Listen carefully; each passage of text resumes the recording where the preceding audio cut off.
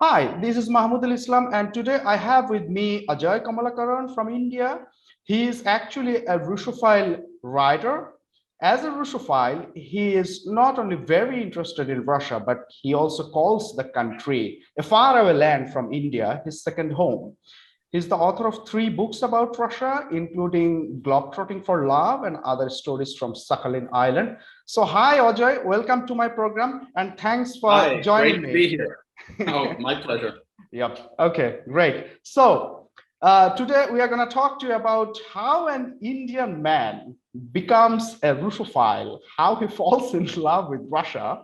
And he has been writing about Russia for all these years. So you're going to tell me about your story and your journey as a Russophile writer. And also we're going to talk some more about your stay in Russia, in the country, and also 2 articles that you wrote about Russia. So now I want to start with your journey as a Russophile writer. How did it all start and when?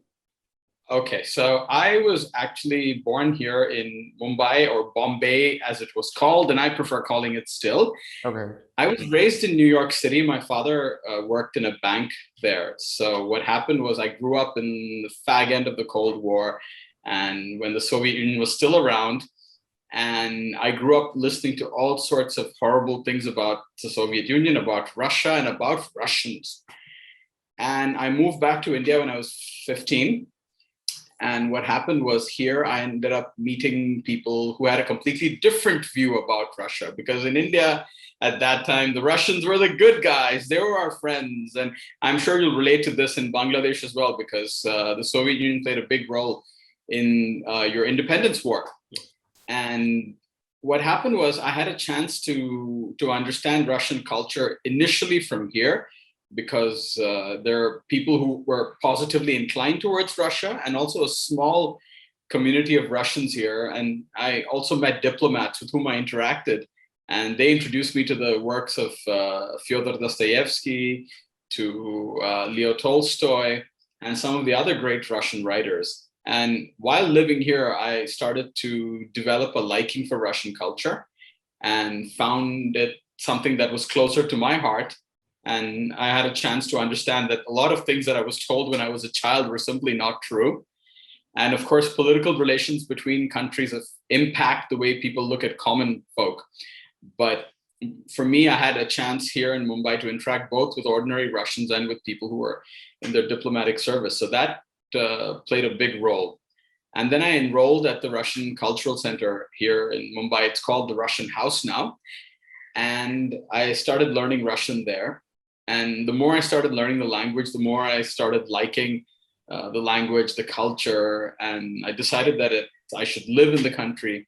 And I moved there in 2003. I moved to the Russian Far East, to the island of Sakhalin, which is just north of Japan.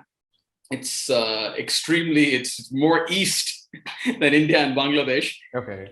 And living there, I liked everything about the country. Well, not everything, but a lot of things about the country. And I felt extremely happy. And I felt I felt a great sense of belonging when I moved there and started living there. And that was back in 2003. So it's been 18 years since I first moved there. And I've really had a long lasting and happy relationship with Russia ever since then.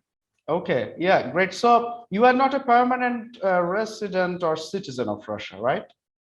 I'm not a citizen of Russia. No, Okay. I mean, Okay. Okay. I'm happy to be an Indian. I love this country. I don't consider myself a Yeah. nationalist or any of those things, but Mhm. you know, home is home for me, Yep. and I love living in Bombay. Okay. Yeah. Yeah. So you just need your visa when you travel to Russia from India. So you, Sure, it's not really yeah. a problem to attain. Mhm. Okay, yeah. And I think because you have this long relationship with that country, like almost 18 years, I think, so you said in 2003, you first went there. Moved, right. Yeah. Mhm. Okay. Okay. Yeah. So it's like 18 years. So I think it's not That's that right. not that difficult for you to get a Russian visa and fly there from India. Yeah. Okay. Right. So my question is like, as you said, I can perfectly relate to this because when I was a teenager, I fell in love with the English language, and I developed a strong liking for the British people. And Okay. at the time, I was not a Finnophile, and I think I didn't even know the name of the country well. But Okay. I started practicing English. I started learning English. You can say I started learning English like my life depended on it. You know, I felt so strongly. I felt so strongly Mhm. about this language, and I think one of the main reasons was that I could express myself in ways using English that I couldn't using my native language or any other language, you know. And also, we Bangladeshis, we're the 90s Mhm. kids, you know, and we Bangladeshis, Right. we grew up with the Bollywood songs, you know, those Mhm. Amir Khan songs and the Shah Rukh Khan Right. songs and those songs. And also, we're learning those songs because we were like, you know, children, young, so we're Mhm. teenagers. So it was not a problem for us to learn those Right. Hindi songs. But then Mhm. I realized, as I said, I developed a strong liking for the English language and also the British people. And it was actually my dream to go to England Mhm. and, you know, hang out and interact with the British people. That never happened. I didn't go to the land of English, but I went to the land of Finns. So that was in Finland after a long time. So my question is, I can perfectly relate to your feeling, but can you like elaborate a bit more on that? Like, how does a person feel? And when you feel that strong feeling about Russia, and you have that in your heart and mind, so how Mhm. does it actually happen, and how does it actually affect your personal life? Because you are Indian, you also have your native language, you also have your native land, but then you Right. start developing this feeling towards the foreign country and the culture and the language and the people. So how does it actually affect your self and your identity? Okay. See, a few things. One about India and about Russia. I am a follower of Rabindranath Tagore's philosophy. And he said that he spoke out against nationalism and he compared paying, you know, for the price of diamonds for a piece of glass, right? What he was talking about was that the whole world belongs to everybody. And I don't have any kind of, extra feeling towards one country or another where we should be, I feel each of us should just try and integrate ourselves because the world belongs to all of us. That's the first thing. So for me, when I moved to Russia and I started discovering the country and its nature, its people, its customs, it's just something that I could resonate with and relate with. Russian people tend to be extremely hospitable, wholesome, welcoming. And if you speak the language, you get accepted in that society in a way where it happens in very few countries. So if you speak Russian, it gets people so excited. I mean, all these years, even now when I'm there, I was there very recently, and I speak Russian. The kind of excitement that you see there in a Russian person's face when a visible foreigner speaks Russian is something that is just incredible. So it's a society that welcomes you, and if you take 2 steps, they'll take 10. And it's a society that integrates you. And there's a writer here. If you're from a former Soviet republic, it won't be so easy. But if you're from most other parts of the world, they really appreciate the fact that you make an effort to understand their culture. And when you do that, they go out of their way. I mean, it's not like in certain countries where people believe that you are obligated to speak the language. And when you do it, they act like it's no big deal. Yeah, you're here, you're living here because we're such graceful, magnanimous people who are allowing you to stay here. In Russia, people don't talk like that. Okay. So it's easy to integrate into that society. Yeah, exactly. And I think it actually helped you a lot, like massively, because you learned the Russian language. So it was Right. very, very easy for you to integrate with the society and also talk to people and, you know, developed a better connection and intimate Sure, connection because with them. languages open doors. Yeah. Languages open several doors that would remain shut. Because we have this arrogance in South Asia where Mhm. we believe that speaking English means you're just better than someone else. And Exactly, exactly. Yeah. That's the it. You know, attitude that, yeah, the same sentiment is also in Bangladesh. Like if you speak of English course. as a Bangladesh, they think you are Yeah. trying to show off, which is actually not the Yeah. case. I mean, It's not the if I case. didn't learn English language, how could I interview you today? There was no Yeah. way. No, I would happily learn Bangla because I think it's a very beautiful language. Yeah, it But is. It let's is. be It honest, is. though. The point I'm trying to make here is that we assume that so educated people in every part of the world speak English, which is just not true. There are many countries like Japan where the most educated people may or may not speak English, right? So we develop this arrogance where we believe that if you're educated just because you speak English. And what happens is, for me, when I started learning other languages, I realized that there are people who are far better educated than I am, who know so much more about the world and know so many things that I'd like to know. And if I didn't learn other languages, I wouldn't have gotten this information from them. And I wouldn't have, my life has been enhanced by learning foreign languages. So, we have to break out of this Anglo-centric attitude imposed on us back from the days of colonialism, and really make it a point to reach the same kind of level in another language that we have in English, so that when you reach that level, then it's easy to interact in that society with the local people on an equal footing, I would say. Yeah, exactly. And I was reading this in your article where you wrote that when you first went to Russia, actually you thought English would be perfectly fine because it's the lingua franca and the most global language. You thought it would be okay to speak English in Russia, and I mean, yeah, I mean, you could just interact with people. I was wrong simply because the thing is, you watch movies and you think, okay, everybody knows English, right? They learn it in school. They may not speak it well, but they'll know how to express themselves. They'll know words. But we have adopted so many English words into our languages. When we speak in Marathi or Bangla or Malayalam or Hindi, we use so many English words. In Russia, that's not the case. But now, over the last 30 years, it's slow. English words are creeping in, and they're trying to stop that. But at the time when I moved, even go to a shop and I say, I want corn, they'll look at me blankly because they won't know what I want. Then you have to think, okay, that word is kukuruza in Russian. Then they're like, they know this. So when you have to go down to the very basics to learn a language, I mean, I think it helps you.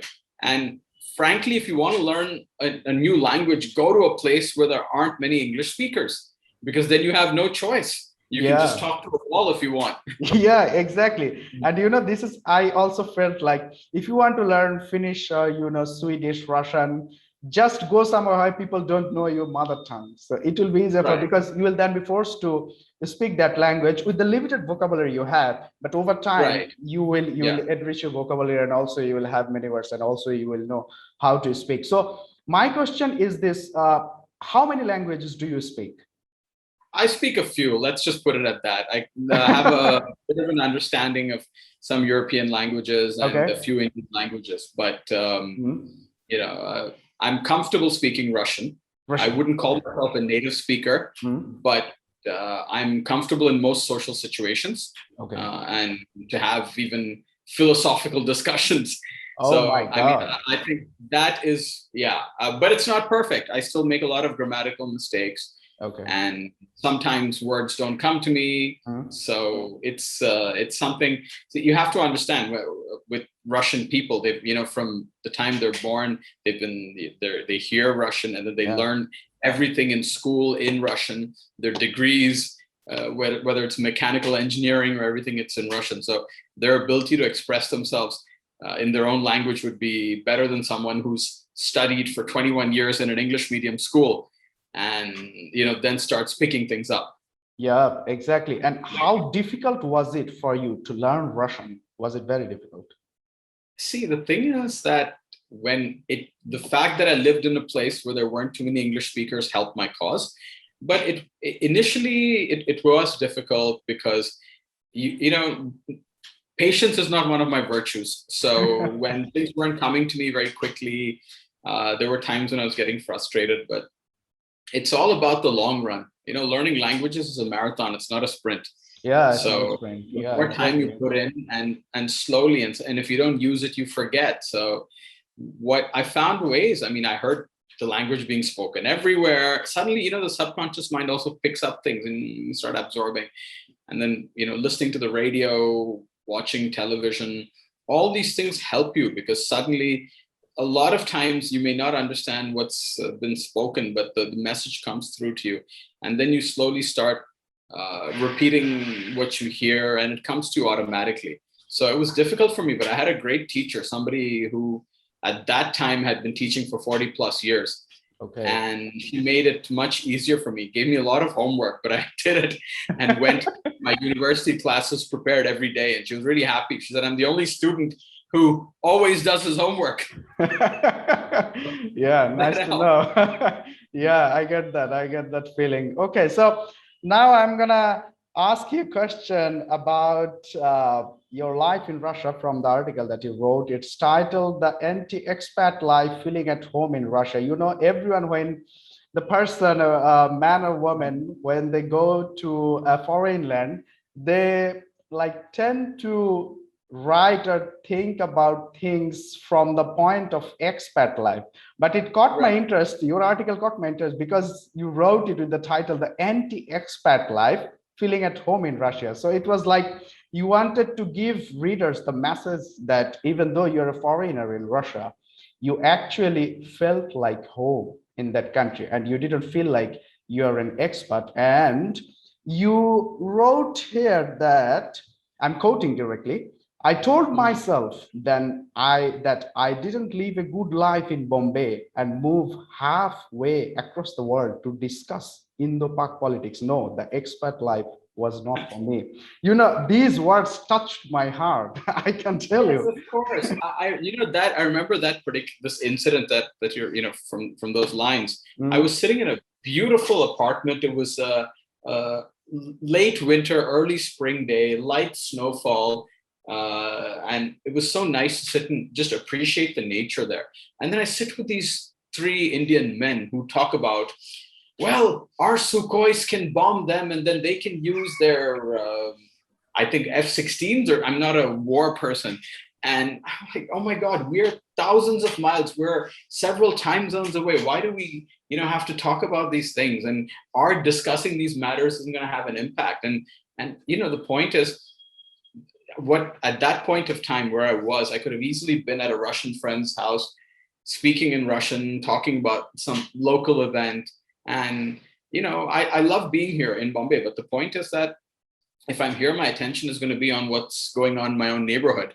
And I'm, okay, it's fine to discuss international matters and world affairs and all those things, but taking your obsessions from one part of the world and your behaviors and everything and transplanting it to another part of the world and living like you're still living at home is not for me. And this is not something that just Indians and Pakistanis and Bangladeshis are guilty of. This is something I've seen it where I lived in Sakhalin Island. There was this gated community, which at that time only had foreign residents. There were some Indians, there were Germans, Dutch, British, Americans, and they lived a parallel life, that expat life, and completely in parallel to what's going on.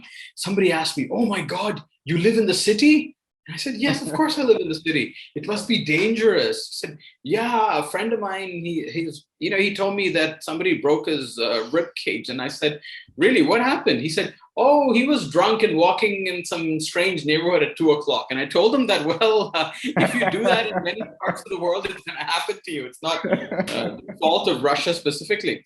But I just, the point is, when you live in a foreign country, it's a great opportunity to learn about a new culture, about new people, to learn a new language, about different habits, customs. And there are things you can take from that country back home, unless you plan to live there permanently. Now, living overseas is a blessing. It's an opportunity to absorb these things and for you to grow as a human being. Exactly. Rather than going and hanging, meeting. I know people, when they move from India, they go to a first thing, is there an Indian neighborhood here? Where do the Indians live? And then I tell them, why leave if this is what you want? Don't do that. If I ever, the point is, when I visit your beautiful country, I'm not going to look for Indians there. Why should I do that? I want to visit, all those famous lanes of Dhaka and travel on your river system and to interact with local people. I mean, the last thing I want to do is, because I have the greatest friends on the planet here, right here at home. So yeah, exactly. I mean, that's the feeling I can perfectly relate to, because when I was in Finland, So there was this Mhm. tendency and mentality among Bangladeshi people, and I think you can perfectly relate to that because it's the same, the Indians, Mhm. Pakistanis, and Bangladeshi people. So they're always trying to find Bangladeshi people, people of from their own Right. country, because it's easy to interact with them because of the But it's language not, culture. we shouldn't judge them. Let me interrupt for one sec. We shouldn't Mm, judge some people because a lot of times there's this element of fear. You feel insecure in yeah. a completely new land. Mm, And then you feel if there's something comforting, something familiar, then your fear dissipates to such an extent. But exactly.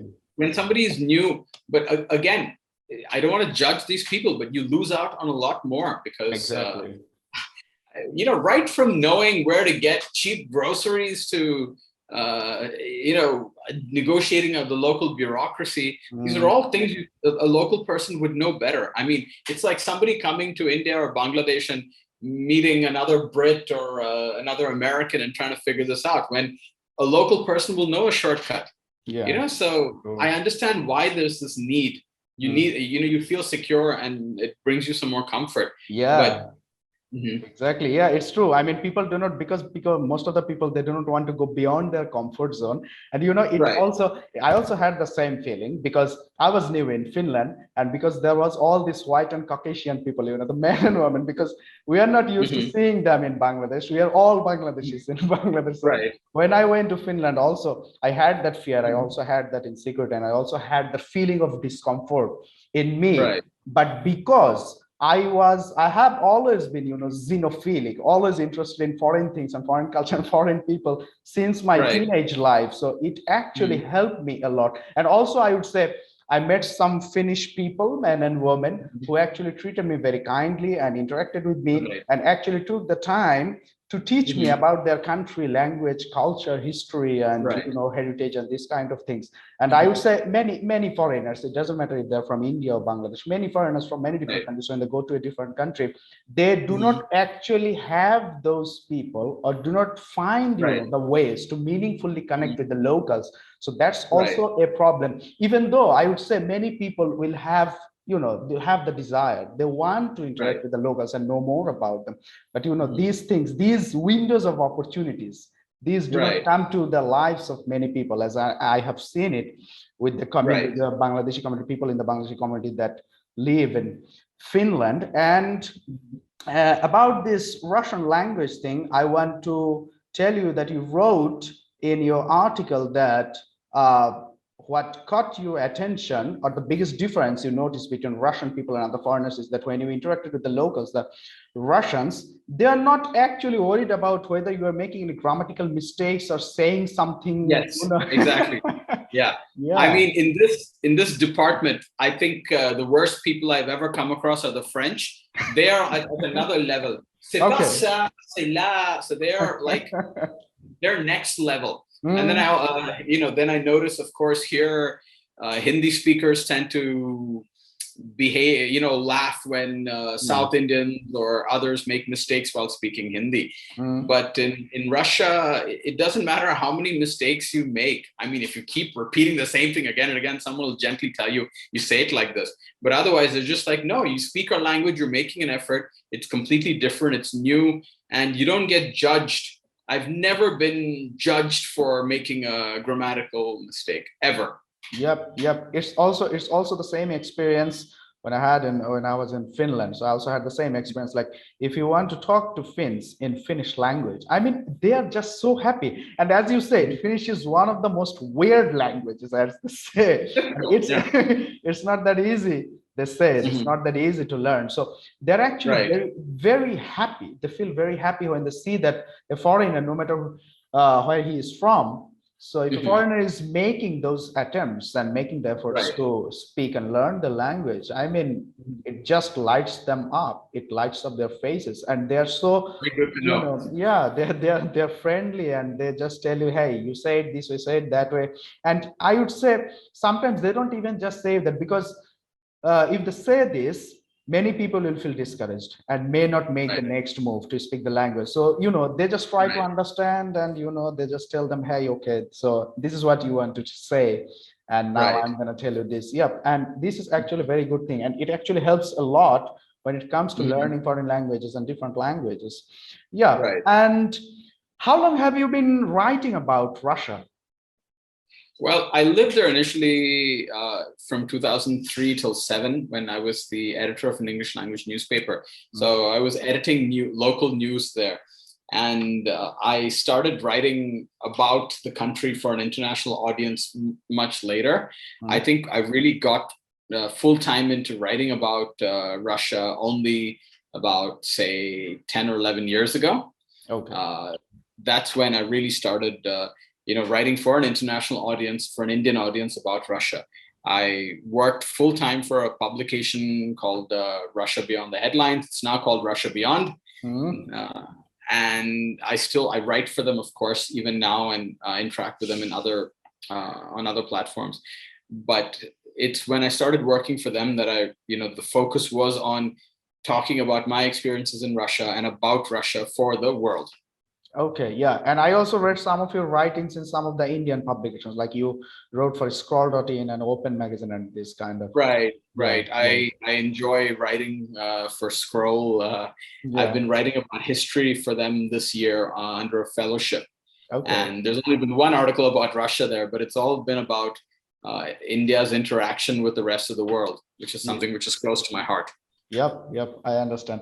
And also, I've seen that in your writings, you actually dig deep into the Russian-India connection from the point of history, from the lens of history. Sure. I mean, we have a lot in common with them, and there's always been a good political relationship. But also, I think if you look at culturally, Indians and Russians have a lot of similarities. We're different in many respects, but there are a lot of things that we share in common. And sometimes when you energize what you have in common with somebody, put your attention there, you find a lot more convergence, and you look for the commonality what you have in people and build on that. Yeah, exactly. And I think one of the most common things about Russians and Indians, and also I would say the same for Bangladeshis, is the hospitality, the tendency, the mentality of hospitality. Like people are very hospitable, because you wrote Oh, that it's definitely. very common in Russia that Russians, when you have a relationship with them, they will actually invite you to their home, even though you're a Right. foreigner. I think Yeah. it's very common in Oh, it Bangladesh doesn't and matter India. to them if you're a foreigner. I mean, in the Mhm. sense, it's okay. If you're from Bangladesh, it might be considered exotic, and you see, the point is this: Russian society is really open in that sense. But one thing we have to notice. I don't know how it is in Bangladesh because Mhm. I'm not very familiar with urban society there. But in India and in Russia, I would say in big cities, there's this move towards becoming more and more westernized, and you would get far greater hospitality in smaller towns in both countries. And simply because in big cities, people are extremely busy with their lives, but it's not considered a big deal to invite somebody home here in India or in Russia. Yeah. I mean, I know certain societies in Europe where they don't invite you home. It's considered, no, it's too private a space. Unless I know someone extremely well and to such an extent, then I don't invite some. No, we don't have that kind of a culture in either of these countries. Yeah, you just actually describe how it is, how it happens in Finland. The Finns, I mean, they say you should consider yourself lucky if a Finn invites you to their home, because it doesn't Okay. happen in Finland, because they are very individualistic and very private. And it's not only Right. about foreigners, even Finns themselves within the communities and the country people, Right. they actually meet outside, in the bar, in the cafes, or in the restaurant. They actually, I Right. mean, it's very rare that they invite someone to their homes. And if they're inviting, it's something I think it's like quite special. It may be on an occasion like, the birthday, or maybe, some kind of other occasions and Right. programs. Then they will Mhm. invite you. Otherwise, they just meet outside. So it's very different from what we have in Bangladesh and also in India. And as you said, in Russia. Right. So it's because of the hospitality. So that's Mhm. something that can actually, relate people in Russia and Bangladesh and India. So it's very common. Yep. Mhm. And now I want to move on to an article that I wrote with great interest, because I have been trying to write about Finnish women for the last 5 years because I'm extremely interested in them from the point of view Mhm. that when I went to Finland first, the level of women empowerment that I saw in that country was Mhm. completely opposite of what we have here in Bangladesh. So it just, struck me so hard. And I've been trying to, you can say, I'm just trying to figure them out, the level of women empowerment and the Finnish mentality and the Finnish women. So Mhm. I read this article that you wrote. It's titled A Tribute to Russian Women on International Women's Day. Mhm.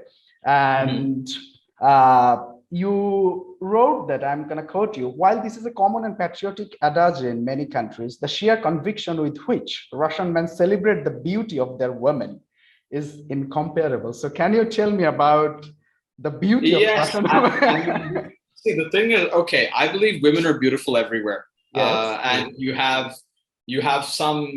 See, beauty is in the eye of the beholder. Mhm. Okay, a friend of mine finds women who are overweight attractive, Mhm. and I have another friend who finds people who are as skinny as supermodels Yeah. attractive. Yeah.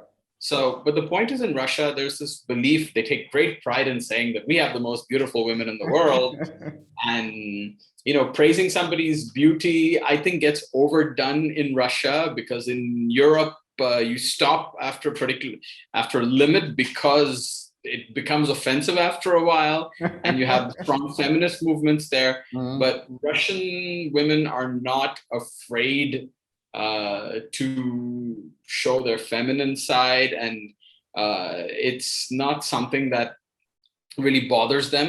Of course, in Moscow, you see there was a time when in the Moscow metro, you'd never see a girl wearing sneakers.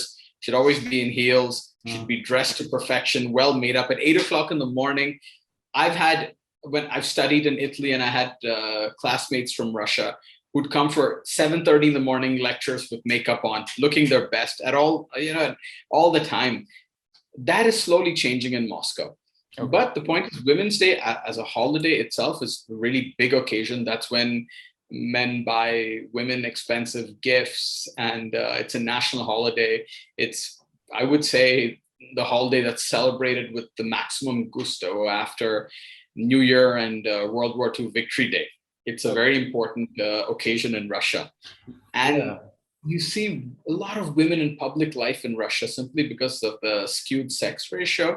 Mm. So many men died after the Second World War. Since then, there have always been more women than men in Russia. So you see them in public life. You see them more everywhere, right? From post women to lift operators, but there's some areas in Russia that are still male dominated, like pilots, for example.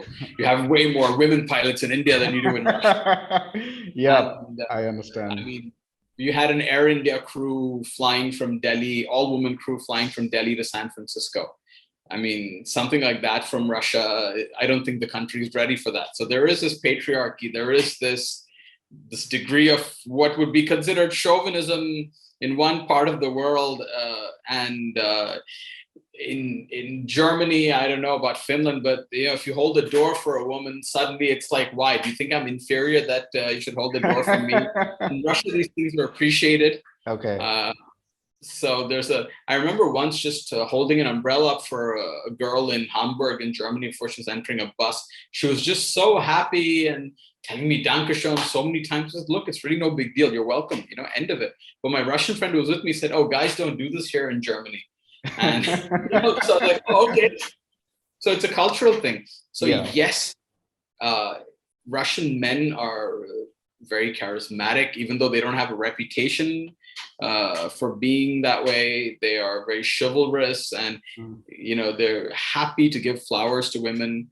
So Mm. the interaction there is different. But at the Yeah. same time, definitely women are empowered there, but you still have a patriarchy, and you still have people who believe that you Mm. know okay, a woman can have a full-time job and be successful or have a business and all that, but she should still iron my shirt and cook. Now try saying that in Finland, you may not be very successful. Yeah, actually, Finnish women are very empowered and very independent. They just don't Right. depend on men. I still remember my boss telling me, my Finnish Mhm. boss, he said, Mahmoud, our women don't need you.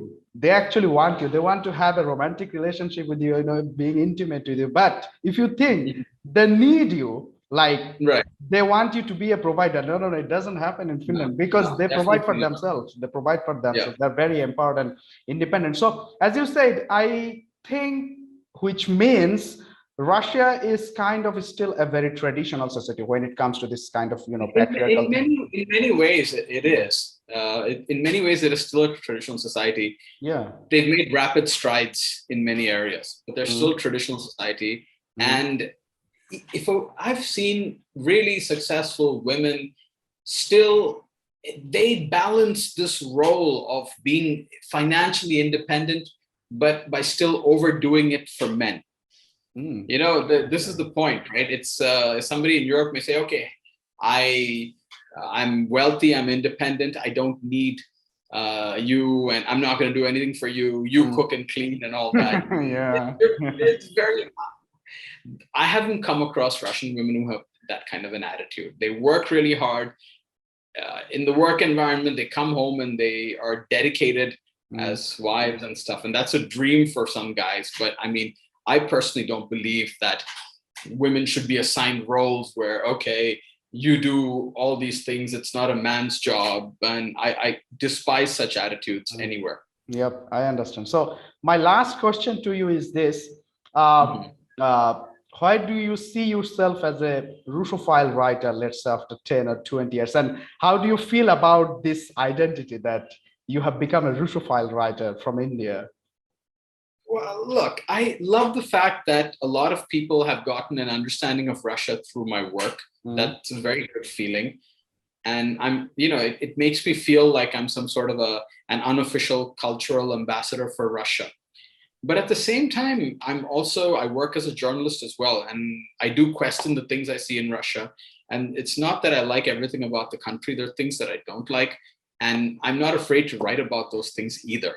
So I would really like, as a writer, to show a mirror to Russian society from, be an outsider who lives inside and shows a mirror to that society. If people can see how sometimes we live in a society, we've been here all our lives, we don't understand things from a different perspective, from a different point of view. So as a writer, it's important for me to show people, okay, you guys may believe things are like this, but also here's another perspective. Take a look at that.